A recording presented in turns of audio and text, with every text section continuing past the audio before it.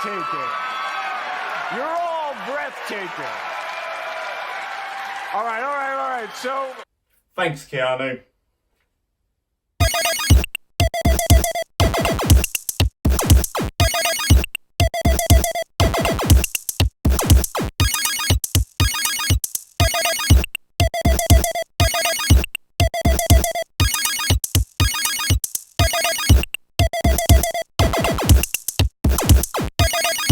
Hi, and welcome to the first episode of Just Good Games Best of 2019 so far. I am your host Louis, and I will be taking you through the releases of the first half of 2019 and having a little look at the future in the second half, which I'm really looking forward to.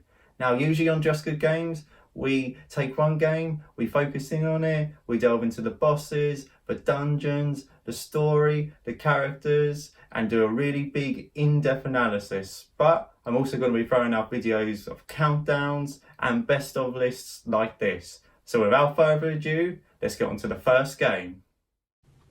The first of the three releases which I'll be covering is Kingdom Hearts 3. Kingdom Hearts 3 was released on the 25th of January this year for PlayStation 4 and Xbox One. It was developed and published by Square Enix and is an action role-playing game. Kingdom Hearts 3 is my favourite game of 2019 so far, although it will probably be dethroned by a game which I'll be talking about later on in the video. Although technically not the best game out of the three, it is still my favourite due to my love of the Kingdom Hearts series. The story of Kingdom Hearts 3 is both simple and complicated. On the simple side of things, you have Sora, Donald and Goofy travelling to the various Disney Pixar worlds and partaking in the film storylines while Organisation 13 and Xehanort lurk in the background. But if you played Kingdom Hearts before, and I played 1.5 and 2.5 remastered in the build-up to this, and I'm also playing Birth by Sleep at the moment, you know it's not as simple as that. This is like the culmination of 11 games, the Xehanort saga, and you can tell this. There are characters coming back left, right and centre, and it's all really good. Speaking of Xehanort, he is probably one of my favourite villains of all time. I don't know what it is about him. It's just the design. It's probably the fact that his voice was Leonard Nimoy. He's just cool, and he's just got this Emperor Palpatine vibe, manipulating things in the background, which I love. Next, I'm going to talk about the combat, which for me is the best in the series. I just think it's a combination of all the best bits from all the other games in the series. Like, you have the basic combat from number 1 and 2, which has been perfected over all the other games. You have the shot locks from Birth by Sleep and the flow motion from Dream Drop Distance. Add into this the attractions, which are awesome, and the new Keyblade transformations, which replace the drive forms from number 2.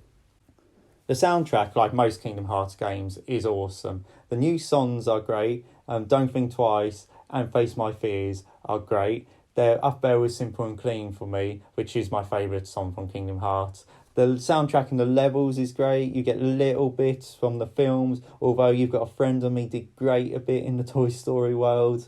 You're even treated to a performance of Let It Go, which, since I avoided that song quite a bit, actually wasn't annoying. It's just great. You have a string section of Simple and Clean over the credits, which is amazing. I'm not going to treat that as a spoiler because it's a soundtrack thing, but it's cool. Also, being on PlayStation 4 and Xbox One means this is the best looking Kingdom Hearts game.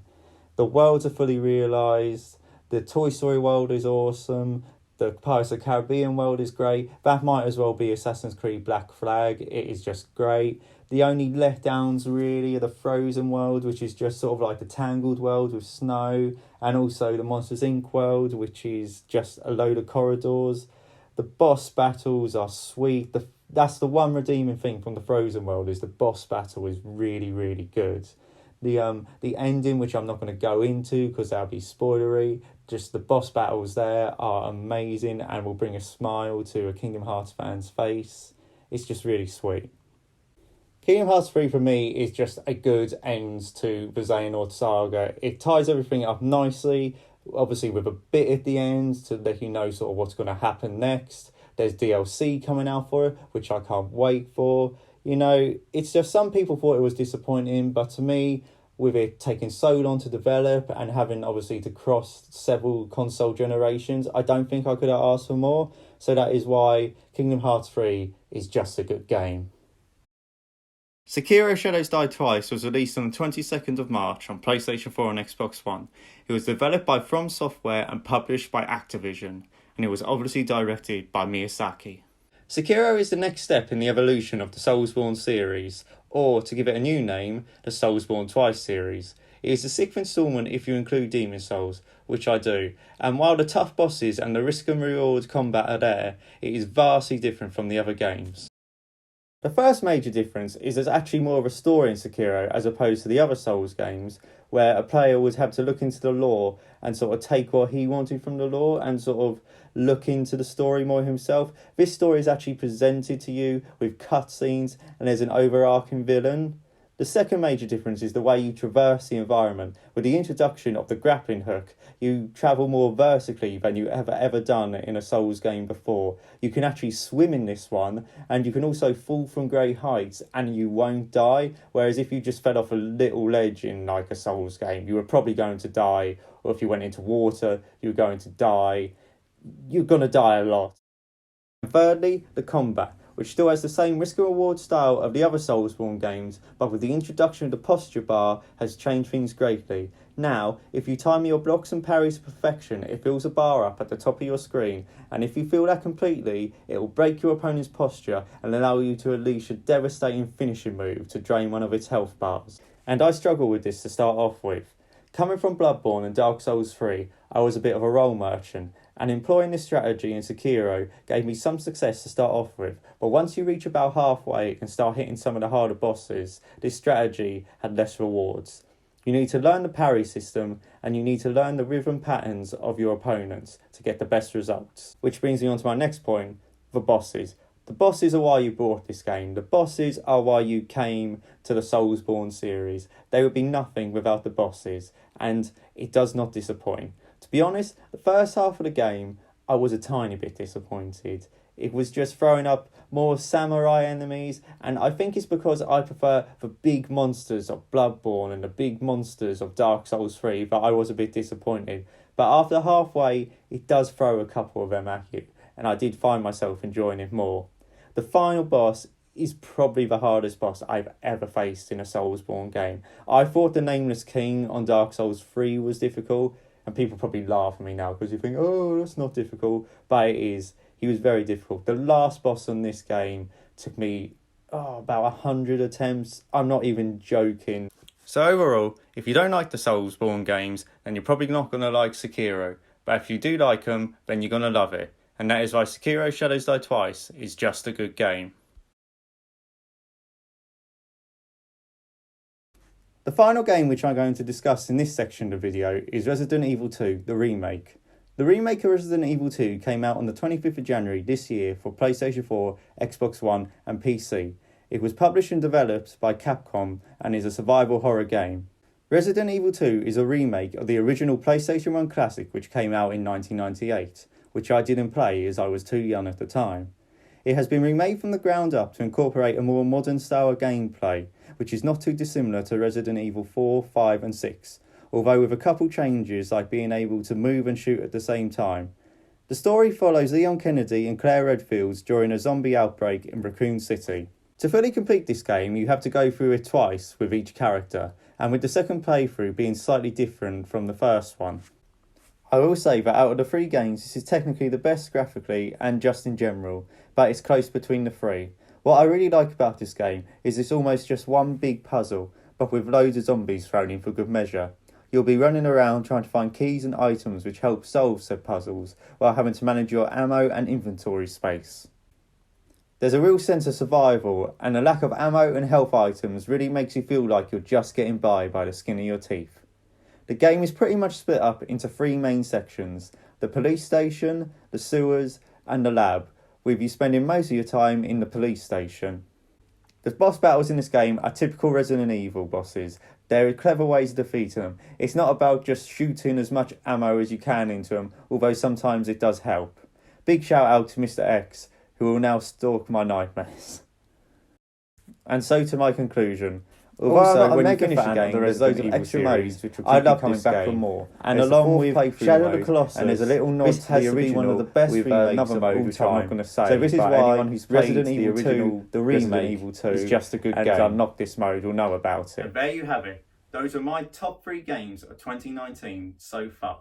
Now I'm going to throw out a few honourable mentions here to games which I haven't played but I've heard are really good, and if I played them would probably have had a chance of making the list, such as Devil May Cry 5, Super Mario Maker 2 and Trials Rising. So now we're going to look at the future and have a look at the games which are coming out in the second half of 2019, which I'm really looking forward to.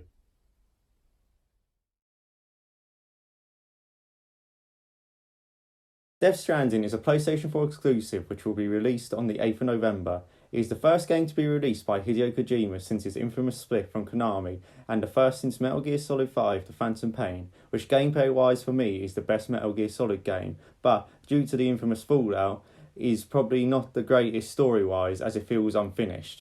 As a massive fan of the Metal Gear Solid games, I'm really looking forward to this. But could I tell you what the game is about, or even what genre it is? Hell no, but it's made by Hideo Kojima, and that man's body of work speaks for itself. What I can tell you though, is that the talent on show in this game is second to none. You've got Norman Reedus, Leah Seydoux, Mad Mikkelsen, Del Toro and Troy Baker all lending their voices and likenesses to this game, which, judging from the trailers so far, looks fantastic. Also, from watching the trailers, it looks like there could be some sort of time travel involvement, which there's a scene which resembles World War One. There's also things called bridges connecting the strands, and the Death Stranding. All of these to me at the moment just sound like random words, but I'm sure we'll understand them when the game comes out. Or maybe we won't understand them when the game comes out, as I still, even though I've played all the games in the Metal Gear Solid series, besides like the original ones on, I believe, the NES and SNES, I don't understand it fully, but I have a good understanding of it. Gameplay-wise, this does look very similar to Metal Gear Solid 5 The Phantom Pain. Even the combat looks very similar, although I don't think Norman's character, Sam, is going to be as adeptifying as Big Boss. People are saying he's a bit of a glorified delivery man at the moment, and I can see that from the trailers. Also, it won't surprise me if you had the same menu system which was introduced way back in Peace Walker and has followed all the way through to The Phantom Pain. In your mission select, you pick your mission, pick all your gear, pick a location to start, and then deploy. It honestly wouldn't surprise me if that has carried through to this game, which makes me think there also could be a side op section, like in Phantom Pain, and maybe I wouldn't be surprised if there was sort of a base building section, as from the last few Metal Gear Solids. That seems like where Kojima's head is at the moment, but you never know, it could be completely different from the Phantom Pain. He might want to step away from the same gameplay as obviously what he was making at Konami, just to be different. This is probably going to be my game of the year. I know that's a bit bold because we're only halfway through and there are a lot of good games coming out this year, but whenever Hideo Kojima releases a new game, it is usually my favourite game of the year. So hopefully Death Stranding will be just a good game.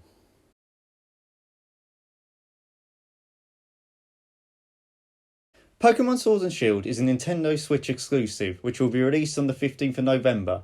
It is the first mainline Pokemon title to be released on a home console, and we are now in the 8th generation of Pokemon, which, having not played a Pokemon game since Ruby and Sapphire except for Pokemon Go, means there's a lot of new features and Pokemon that I have missed over the years, and it is actually a testament to how good this game looks that it's managed to draw me back into the Pokemon universe. Speaking of said features, this game incorporates some of the features from Pokemon Let's Go Eevee/Pikachu, like the motion controls and the way you can now see wild Pokemon walking around, as opposed to just having to wander around in the bushes or sea or anything like that in the old games. Both these features were actually taken from Pokemon Go. There's also the new addition of Dynamaxing, which is essentially making your Pokemon bigger during battle and thus more powerful, and I've heard this only happens in specific regions. Now, I like this idea personally, but from what I've been reading on the internet, people are not happy with this, and it seems like they're replacing the Mega Evolutions from the previous games, which, since I've not played a Pokemon game in ages, it doesn't really bother me that much. Which brings me on to my next point, is there's a new feature called Gigantamaxing, which does change the Pokemon's appearance and gives you like unique moves, which are called like G-Max moves. Now this, to be honest, seems like Mega Evolutions to me, so I don't see what the problem is here. There's also Max Raid battles, which allow players to team up and take on a more powerful Pokemon. I believe it might be a Dynamax Pokemon, like so it's bigger and more powerful. There's a new region which is called Galar, and I think that is based on the UK, which brings me on to another controversial choice which has gone around the internet, which is that they're only using Pokemon, I believe, from the Galar region, which again doesn't bother me, as if I wanted to catch the old Pokemon, I play the old Pokemon games. Which brings me on to the final controversy which has stemmed from this game, is there's been a bit of a hoo-ha about the graphics, and from what I've seen on the internet, especially the trees, I've seen pictures of the trees from a trailer for one, which is obviously not the final version, compared to the trees from Breath of the Wild, which is one of the best looking games on Switch. So to me, there's no comparison there. When the game comes out, we'll see what happens. But to be honest, I didn't buy my Nintendo Switch for the graphics. I brought my PlayStation 4 and my Xbox One S for the graphics. So all I want from my Nintendo consoles is Nintendo games, and if the games are good, then I don't really care about the graphics too much. I just want the lovely Nintendo goodness which comes from them games, and this is shaping up to have that, so hopefully this will make Pokemon Sword and Shield just a good game.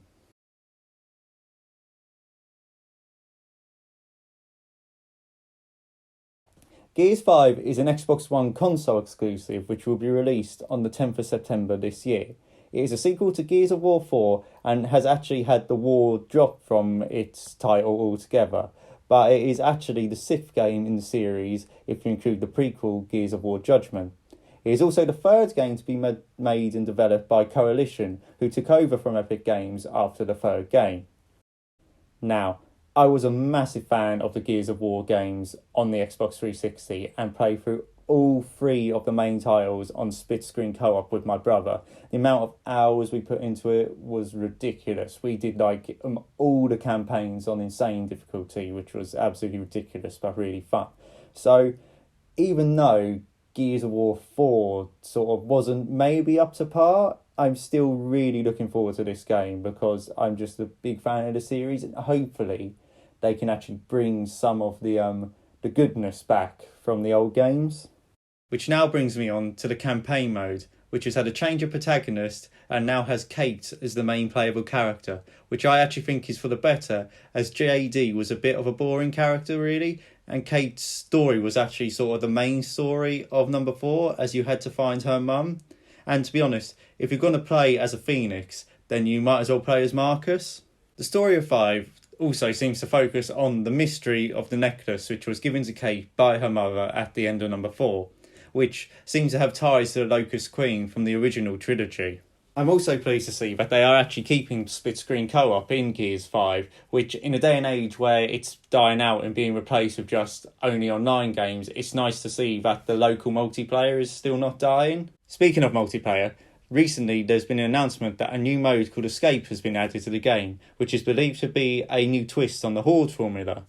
Add to that all the usual multiplayer modes like Team Deathmatch and Capture the Flag leaves you with quite a good overall experience and a lot of modes to explore. Although I'm not an online gamer myself really, I do partake in a couple games, but I've not really got into a game on the online multiplayer front since Halo 3, and then I got too obsessed with it and just haven't really come back.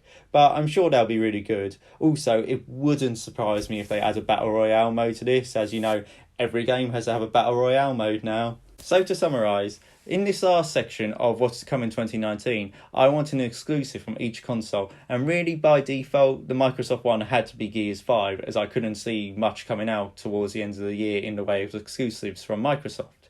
But from what I've seen so far, this might not be a bad thing, and it might be like the last high point in the Xbox One's console cycle, so hopefully Gears 5 will be just a good game. And there you go. Those are the 3 games which I'm looking forward to the most in the second half of 2019. So, you've now made it through the first ever Just Good Games video. So, like, share, subscribe, and thank you for watching.